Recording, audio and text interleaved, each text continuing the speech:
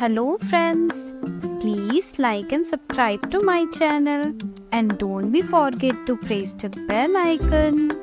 तो स्टोरी पर चलते हैं। एक समय की बात है, नदी किनारे एक चिड़िया रहती थी जो दिखने और व्यवहार दोनों में ही सादा थी। साथ ही साथ वो बहुत सुंदर थी। उसका नाम था मीठी। मीठी चिड़िया बहुत मेहनती थी और साफ सफाई उसे बहुत पसंद थी।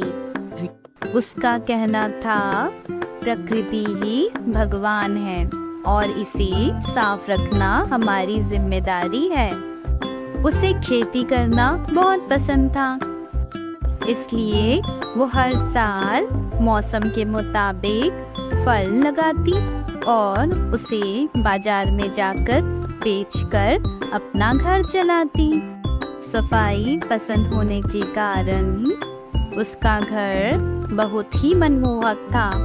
तभी जो उस जंगल के सभी पक्षी उसके घर आना बहुत पसंद करते थे। मीठी चिड़िया के घर के पास एक कौवी भी रहती थी जो मीठी चिड़िया की सुंदरता और उसकी मेहनत से जलती थी। उसकी जलन इतनी ज्यादा थी कि एक दिन उसने मीठी चिड़िया के फल चुराने की कोशिश की, लेकिन वह पकड़ी गई। पकड़ी जाने के बाद जंगल के सभी पक्षियों ने मिलकर उसे दंडित किया।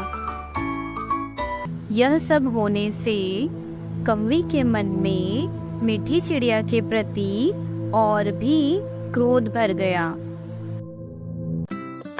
समय बीतता गया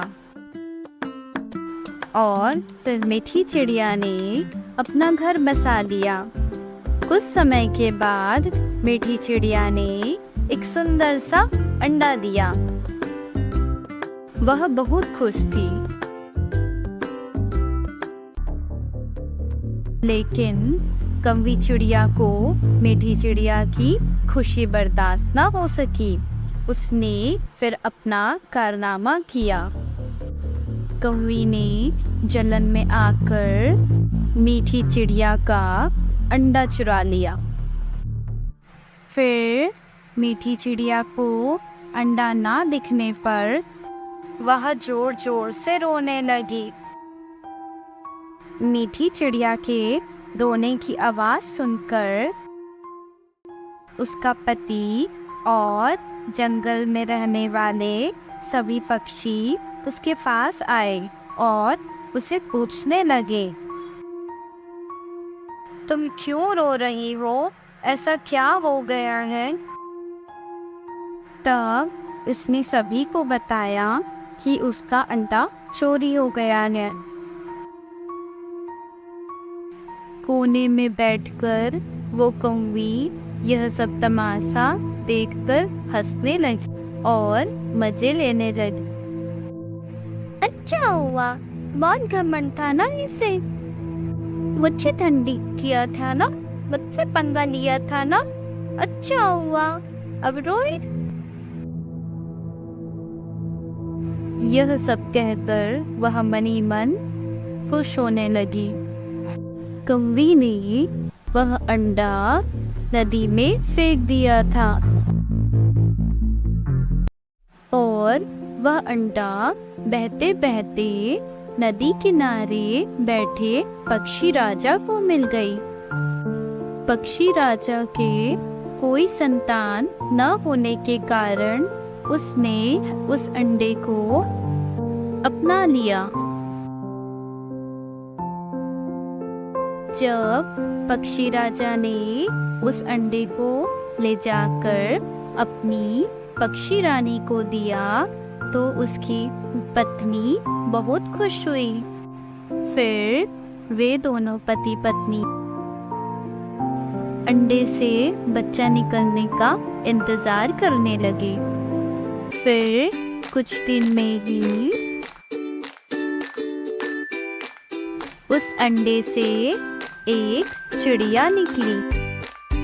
वह चिड़िया थी गुलबहार, जिसको आपने पार्ट 1 में देखा था। आगे देखते हैं। जब शिकारी ने गुलबहार के ऊपर तीर छुआ था, तब गुलबहार तीर से तो बच जाती है, पर वह नीचे गिरने से बेहोश हो जाती है। रिया उसे अपने घर ले जाती है। कुछ समय बाद उसे होश आता है और वह माँ माँ करके पुकारने लगता है। यह सुनकर रिया कहती है, शायद तुम्हें अभी अपने माता पिता के पास जाना चाहिए।